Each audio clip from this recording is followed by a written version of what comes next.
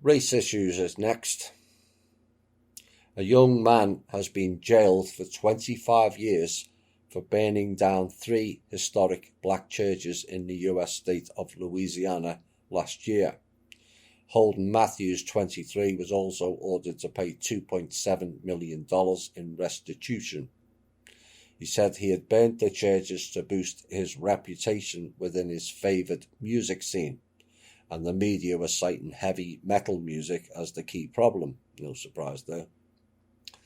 Now, a judge found the attacks had not been racially motivated, but said they evoked memories of a dark time in history. White supremacists attacked black churches during America's civil rights era. Now, the 3 churches Matthews burned were St. Mary's Baptist Church in Port Bar, Great Union Baptist Church in Opelousas, and Mount Pleasant Baptist Church, also in Opelousas, between March 26th and April 4th. Where did these people come up with this shit? And why do it? But in my opinion, let's take the individual detail out. The mainstream media created part of this problem, although I'm not in any way condoning the sheer stupidity of the person who did it. I said there would be an increase in racism, and it has unfolded entirely due to the media pushing race issues to levels not compatible to the general public life, aided and abetted by the Freemasonic elements within the police. Yes, we know what you do. Now, the sentence, I feel, is a bit on the ridiculous side. 25 years. Personally, I would have kept him locked up for 6 months and then make him work for free with the people in the black community to rebuild all 3 churches and let him and the black people sort out their differences. Young, impressionable and ignorant people do stupid things to impress their peers at that age, and taking 25 years of his life, when thankfully no lives were lost or injured, serves absolutely zero purpose.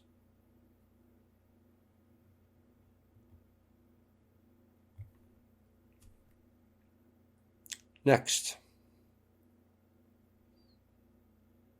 When a young British Bengali woman with a black boyfriend got pregnant, her family's reaction forced her to confront their anti-black prejudices.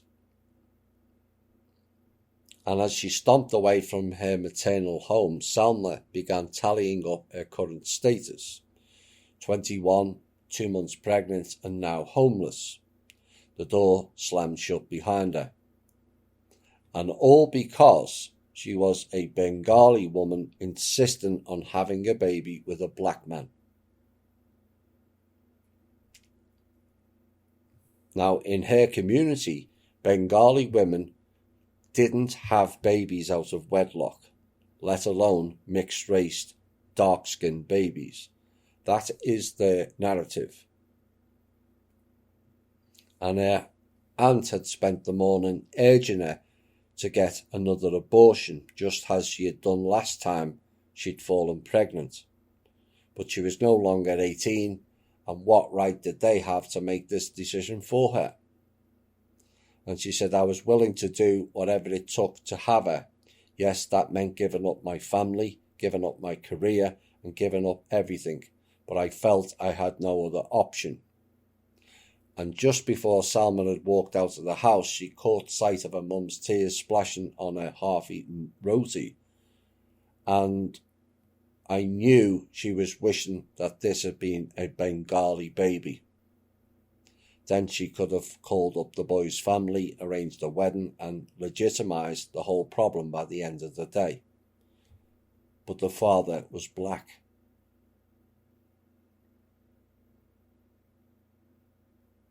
So even before more relatives could turn up and weigh in on her life, Salma fled. She was not getting an abortion, and she couldn't stay with a family who didn't support her decision to have her baby. You see, racism applies to all of us.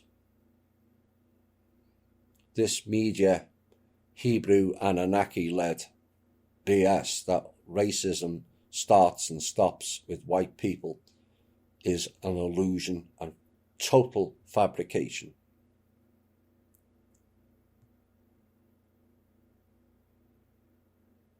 Every colour is racist.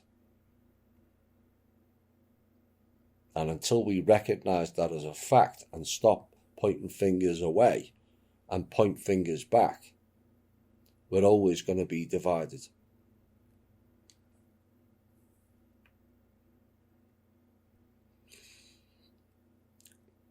More race issues. The main protagonist, in my opinion. Israel's Strategic Affairs Ministry has launched a new campaign targeting online expressions of support for Palestinian rights. On Tuesday, 4IL, a propaganda outlet of the ministry, tweeted the handles of dozens of accounts it claimed were anti-Israel bots and trolls who try to steer public opinion. Touché. Report them right now, the Israeli government urged. The ministry also issued a report claiming it has examined over 250 accounts, of which 70% of them were found to be considered inauthentic. The report claims that the accounts were trying to stir anti-Israel sentiment online and manipulate discourse against Israel by, among other activities, promoting calls for Israel to be held accountable for war crimes at the International Criminal Court. Well, what's wrong with that?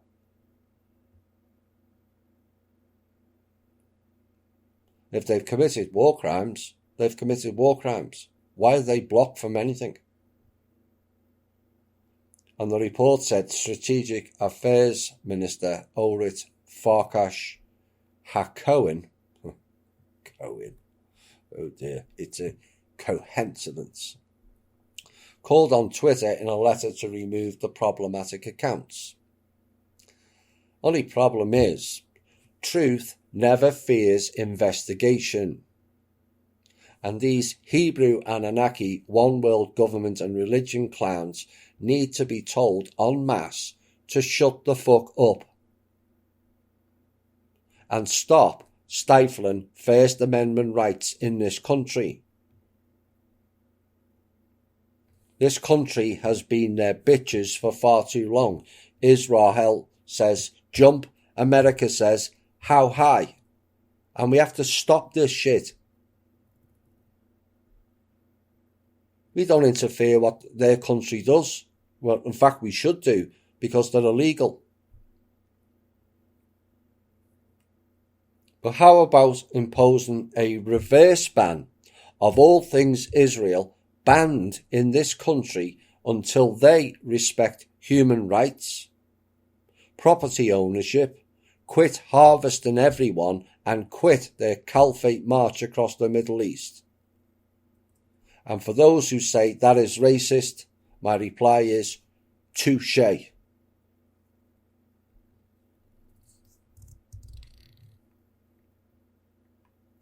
Next category, fight back of the people. Earlier this year, Italy became the first entire nation to impose strict lockdown and social distancing measures when it was first to see the major coronavirus outbreak outside of Wuhan, China. And by the close of May, just as the United States took the lead globally in the number of confirmed cases, Italy's numbers had fallen and lockdown restrictions were dropped, in its daily infection rates remaining under control throughout the summer.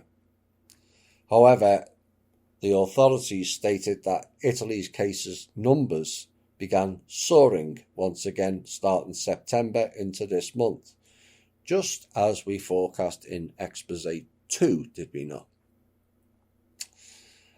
And there are violent protests now unfolding in Naples, Italy, and people are really angry at the new lockdown measures that have just been imposed.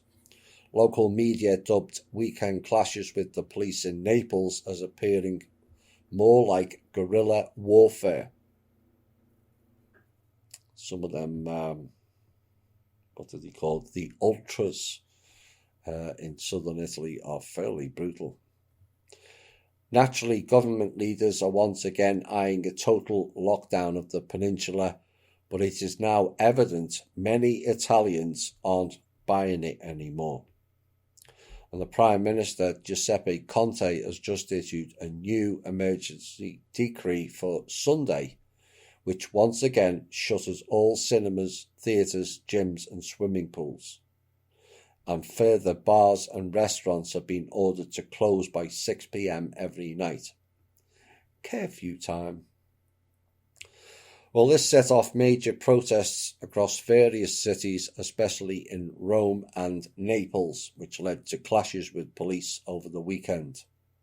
Initially peaceful, and local media have described many demonstrations rapidly spiraled into fights with the police, led by hundreds of what they call far-right protesters. Far-right, far-left, far-middle, far-arse, if you ask me. And in Rome, fireworks were shot at the police trying to disperse a central plaza. Now, the mayhem is believed to be led by the right wing. Here we go, Verdi politics again. Forza Nova party, which called for the population to resist what it called health dictatorship and curfews. It's nice to see the people of Italy fighting back, but please stop the violence, looting or destruction of property. They use that against us. Another example of fighting back is a lawsuit was brought to the courts a couple of months ago and took place on the 21st of October.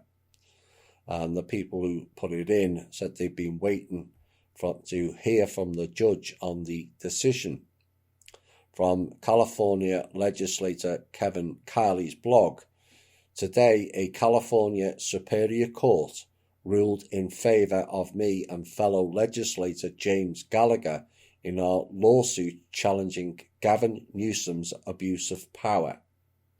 The judge ruled Newsom violated the Constitution by issuing Executive Order N-6720. More importantly, she found good cause for an injunction restraining the governor from issuing any more unconstitutional orders. Now, the court rejected Newsom's extraordinary claim that a state of emergency centralises the state powers in the hands of the governor. If only Trump had used that state of emergency, we wouldn't be in this mess now. And this is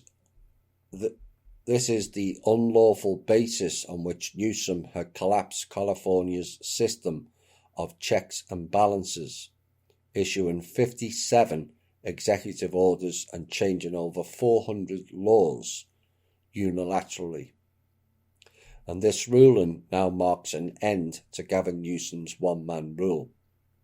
And it makes clear that the laws of the state of California do not countenance an autocracy under any circumstances, not for a single day, and certainly not for 8 months, with no end in sight. The ruling is tentative, meaning Newsom has a few days to try to persuade the judge to change her mind, but it's rare for a tentative ruling to change. And while Newsom can appeal, we are confident the decision is on solid legal ground and will stand, they say. Good stuff.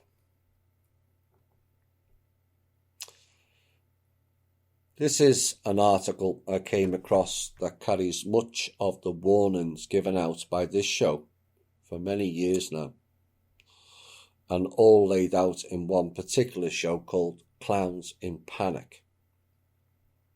And it's nice to see others are now seeing the dangers unfolding in front of us and highlighting it. So the article states it's now so obvious, but no one has more to gain with the lockdown and more to lose with its lifting than big tech.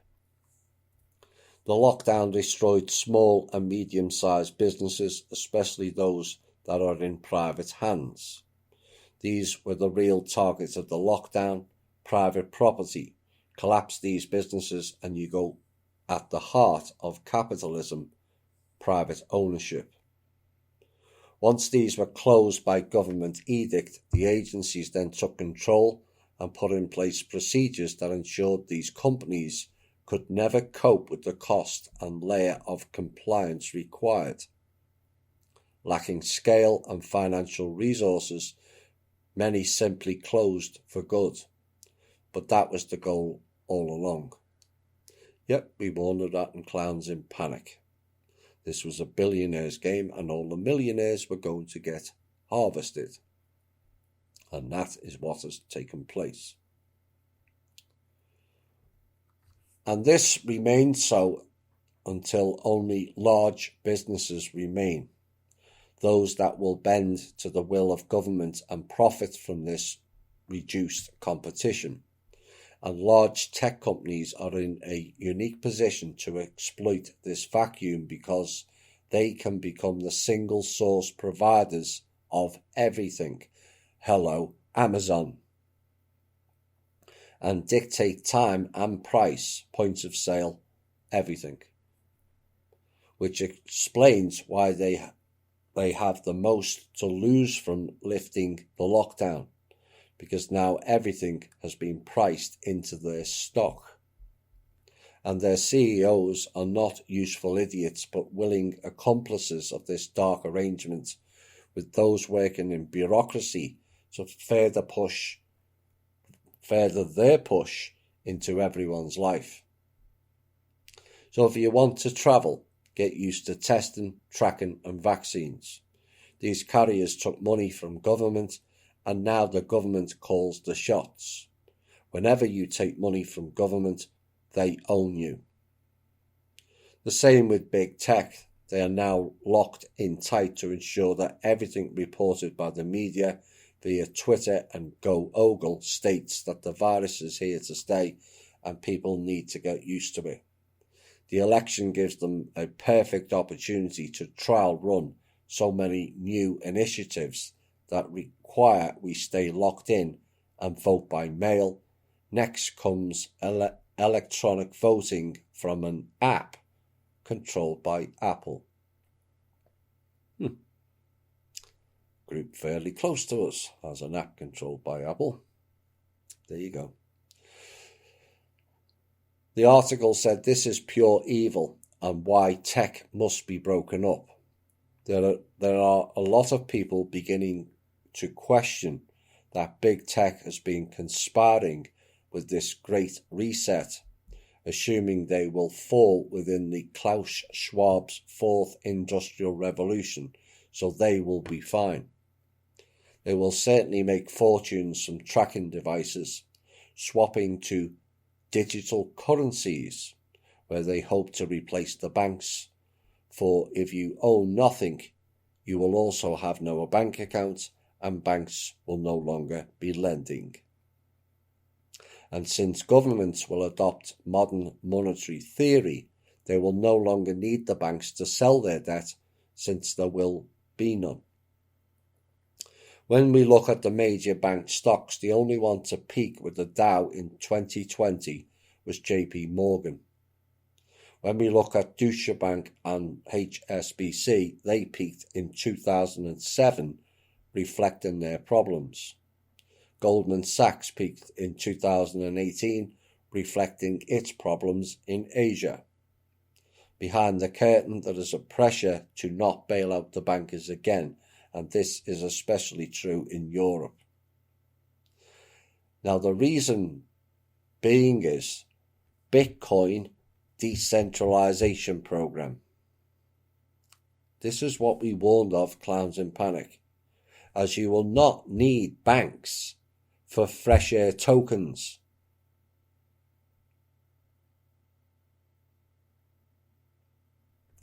The article said this leaves the idea of Schwab as very, very attractive and therefore crushing the economy and forgiving all debt to banks, so you will also own nothing.